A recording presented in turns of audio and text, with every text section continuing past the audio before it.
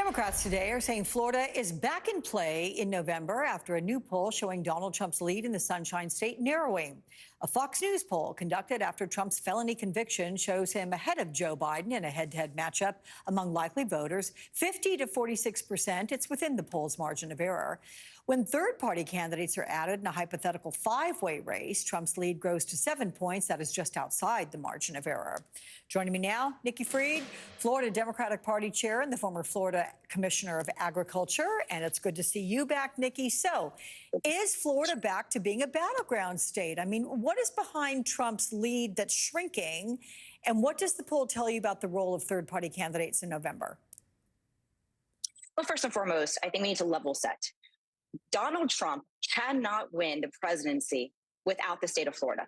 And we've seen that support for him continue to diminish time and time again, including the presidential primary ballot, where he lost 19 percentage points. And now you see this poll. So what has happened here in the state of Florida is the extremism between Ron and Trump. They've now put us into a position where we have one of the most extreme abortion bans in the country, living under 6 weeks. Property insurance continues to be the #1 issue here in the state of Florida. And so what people in the state and across the country are doing is they are rejecting the extremism that is coming from the MAGA base. And so that's what we've seen here in the state of Florida. People are fed up, they are frustrated, and they're ready to not vote for Donald Trump anymore. And so we're going to see a real opportunity here in Florida because the work that's being done on the ground, people are energized, people are hungry in our state. And so we do believe that Donald Trump is in trouble here in the state of Florida, and it's going to be the Florida Democrats that are going to continue to deliver a win for Joe Biden.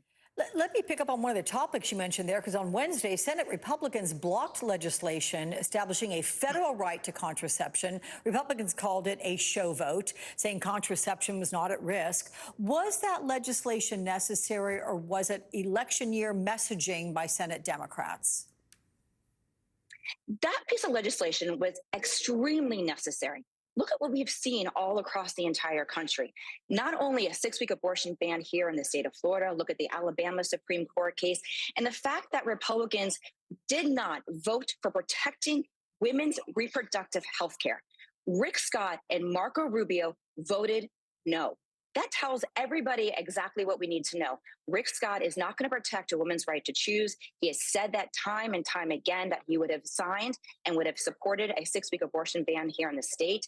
He has been supported by pro-life organizations, receiving just recently an A+ rating from one of these groups who is against contraception. So it is necessary to show a signal to the rest of the country that it is going to be Democrats that are going to stand up for women's right to choose. It's going to make sure that freedom for women to decide what is best for themselves and when and how they want to start their families. So this was a really important vote, and it showcased exactly what the Republicans want to do, that if they are getting power back in Washington, D.C., they're going to go all out for not just contraception, against IVF, against access to reproductive health care.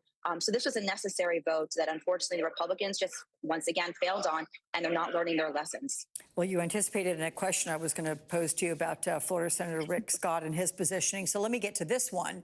I know you were at an event this afternoon to mark the upcoming 8th anniversary of the Pulse nightclub massacre. 8 years on, Nikki, what more can be done to prevent a horrific attack like that from happening again? Well, a lot can be done. And unfortunately, here in the state of Florida, right after Pulse and right after Parkland, some of the worst mass shootings that we've seen in the country. Florida continues to be #1 when it comes to mass shootings in the nation.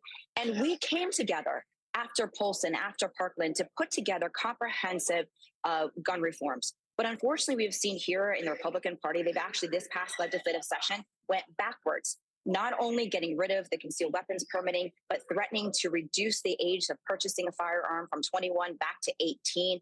So we've seen President Biden be a champion and a leader on this issue, creating the first ever gun safety community office, passing for the first time in over 30 years gun sensible regulations and movement on gun issues. Or at the same time, you have Donald Trump, who's kissing the ring of a dismantled organization, the NRA.